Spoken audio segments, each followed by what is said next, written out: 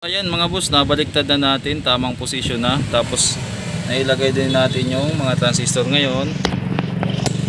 Subukan na nating mag sukat ulit ng biasing dito sa taas. Ayan. Okay. On ko na ulit. Sukat na natin dito. Ito yung hindi natin nasukatan ng ano. O, try na natin kung may reading na agad. Wala nang ano. Yan, 0.492.